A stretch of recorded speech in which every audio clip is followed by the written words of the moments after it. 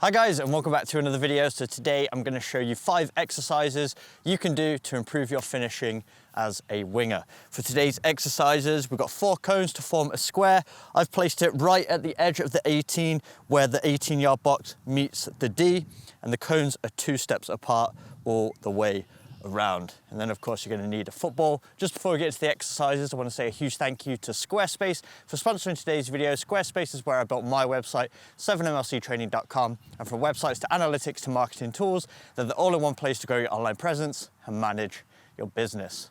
But let's get right into it. So for the first exercise, we're going to work on finishing from outside the box. So we're going to approach the grid at an angle from 45 degrees, and we're aiming for this closest cone. That's acting as our defender, our target point to dribble the ball towards. What's really important about this exercise is that you approach the cone slowly. So we're going to use the inside of the foot to approach the cone slowly, and then we're going to change speed. What's really important as a winger is your ability to change gears. You can approach the defender slowly and then go quick. It's a lot more unpredictable and you can get that advantage. If you go all at one speed, it's a lot easier to predict. So for the first exercise, we're going to approach the cone slowly and then we're going to change speeds to the inside. So as you can see, I'm cutting the ball straight across. And what I like about this exercise, working with the cones here, is it forces you to push the ball 90 degrees from your target. So as you can see, my hips are facing away from the goal. A lot of players are tempted when they push the ball past the defender and cut inside is to angle towards the goal. This is very difficult to create any whip or any bend because your hips aren't facing the correct direction. If you try and curl the ball from here, far post, it's probably going to bend down the middle of the goal. But if we keep our hips facing away, it's a lot easier to wrap around the ball so the ball goes outside the post and wraps back to the inside. So just to review the key points, we approach the cone slowly, change speed, hips are facing away so that we can wrap the ball around into that far side. Moving into the second exercise, now we're going to work on using a fake shot to create a bit of extra space to get the shot away. So as a winger, if you cut inside a lot, defenders are going to start to read that action and anticipate and block the shot. So instead, we can use a fake shot to make them think we're going to strike the ball and then push the ball an extra step so we have space to get the shot away. So we're going to approach the cones from a similar angle, but instead of approaching that first cone nearest to you, you're going to start taking the ball down the line slowly.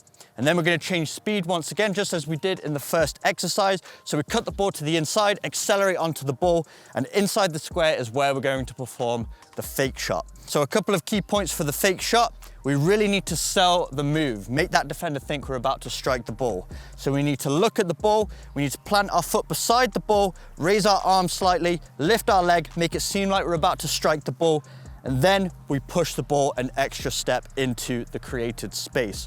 And if we perform it correctly, defenders are going to bite on that movement, they're going to try and block the shot, which puts them at a disadvantage when you take that extra touch. As you take that extra touch, they're off balance, and it's too late for them to recover and block the shot once again. So really sell that movement, push it into the space, but then it's important to get that shot off quickly. If you take too long, defenders are going to have that time to recover and they might block the shot. So let's look at it all together. So it's a slow approach, change speed, fake shot, and then get the shot away. For the third exercise, we're going to work on the fake shot once again, but this time we're going to end up with the ball on our opposite foot. So as a winger, if you have the ability to strike the ball with both feet, not only does it keep you unpredictable, but it also allows you to have more goal scoring opportunities. So for this next exercise, we're going to approach the cones from an angle once again, slowly. We're going to cut the ball inside, make it seem like we're going to shoot from outside the box, and then we're going to fake shot, but cut the ball to the inside, push it through the cones, and then get that left foot strike across goal. So the action has to be quick and convincing to sell the defender into thinking we're going to strike the ball.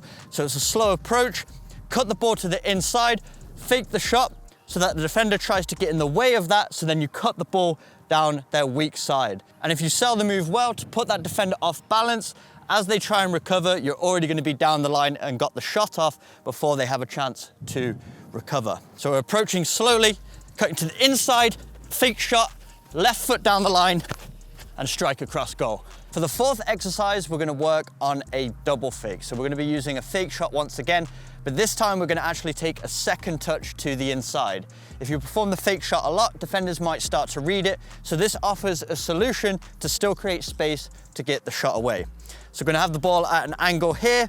We're gonna cut the ball to the inside, make it look like we're gonna shoot, cut the ball into the middle of the square, and then with our next touch, we quickly wanna cut it back to the outside. Then as you can see, I'm automatically in that same position, square from the goal, 90 degrees, so I can wrap the ball into the far side. So it's really important to make these touches sharp and accurate. That's what's going to beat the defender. So we cut the ball to the inside, sell the shot, so raise the arm, raise the leg, cut the ball to the inside of the square, and as a defender, if they believe that's your only move, they're gonna try and block that shot once again. So they're gonna throw all that body weight across the ball, which is gonna expose their weak side once again.